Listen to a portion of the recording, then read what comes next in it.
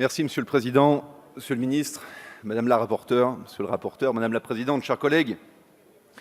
Cette loi dite de sécurité globale a pour objectif de définir un continuum de sécurité et surtout son application, c'est-à-dire les femmes et les hommes qu'il nous faut protéger parmi les forces de l'ordre.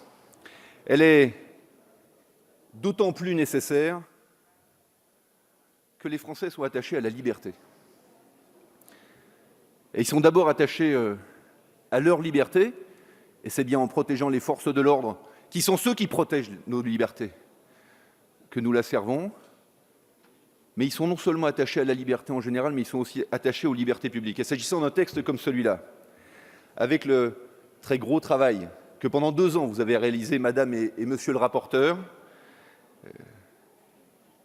nous devons nous interroger pour que chaque changement en matière régalienne s'accompagne d'encadrement, pour veiller à ce que la protection des forces de l'ordre n'entraîne pas restriction dans la liberté publique. Et c'est tout ce travail que vous avez fait et que nous avons fait ensemble, et encore dans cet hémicycle la semaine dernière, qui nous a permis d'avancer point par point sur tous les sujets qui permettent une meilleure protection des Français, tout en garantissant que le cadre démocratique, républicain qui est le nôtre, perdure. Nous avons avancé, et je veux le saluer, pour que ne soit pas organisée une législation par ordonnance sur les modifications en matière de vidéoprotection. Nous avons avancé sur la question de la sous-traitance à des agences de sécurité privées, car s'agissant de pouvoirs régaliens, il était nécessaire que la dite sous-traitance puisse être encadrée. Je salue le fait que Monsieur le ministre ait accepté de le faire s'agissant des casiers judiciaires pour qu'on ait des B2 vierges lorsqu'on a des agents de sécurité qui interviennent au nom et pour le compte de l'État. Et je salue le travail qui a été réalisé dans l'hémicycle pour que la représentation nationale limite la dite sous-traitance à 50%. Nous avons travaillé aussi sur le port d'armes en dehors des heures de service pour que celui-ci soit encadré, puisque dès lors qu'on pose une loi, elle est supérieure aux circulaires qui organisent les publics concernés et les conditions dans lesquelles le port d'armes peut être assumé. Je veux saluer aussi le travail qui a été fait sur les caméras embarquées pour leur définir un régime juridique, et ça a été le travail d'Élodie Jacquier-Laforge, la définition de l'utilisation des rodéos, des drones dans les rodéos, et c'était le travail d'Isabelle Florennes. Nous avons donc progressé pour mieux protéger, tout en protégeant les libertés. Reste l'article 24. Et Erwan Balanant a bien défini ce qui nous gênait dans ce lien entre intentionnalité et faute, qui, sur le plan juridique, nous interrogeait les uns et les autres.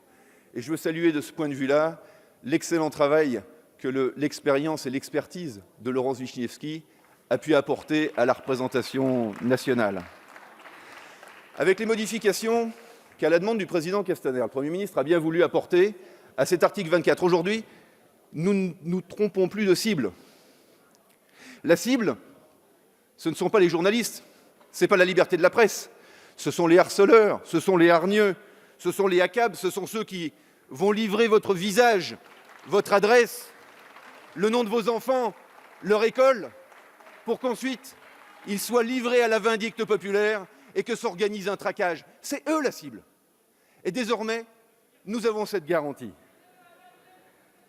Car aussi vrai que l'intention ne peut pas caractériser la faute, la profession ne donne pas autorisation de harcèlement. Et c'est ça que doit prévoir cette loi, c'est que cette profession soit protégée et que nulle part sur le territoire, nos forces de l'ordre puissent, simplement parce qu'ils sont des forces de l'ordre, être attaqués, harcelés et mis en cause dans leur quotidien et celui de leur famille. Car la question que nous devons nous poser, dans cet objectif de tout changement en matière régalienne doit entraîner encadrement en matière de protection des libertés publiques. C'est hier soir, dans les actes intolérables qui ont été commis, place de la République. Est-ce que si nous votons cette loi, les journalistes pourront continuer à filmer? Oui. Est-ce qu'ils seront obligés de demander des accréditations pour aller filmer? Non. Est-ce que le ministre pourra les sanctionner si les enquêtes internes qui sont aujourd'hui conduites, voire externes, si elles sont demandées, démontrent que des actes délictueux ont été commis. C'est le cas. Dans ces conditions, parce qu'au fond, tout ça, c'est des discussions entre nous, c'est des moyens qui sont organisés. Alors, parce que ces garanties ont été apportées, et parce qu'au fond, les démocrates sont des républicains, largement, ils voteront cette loi.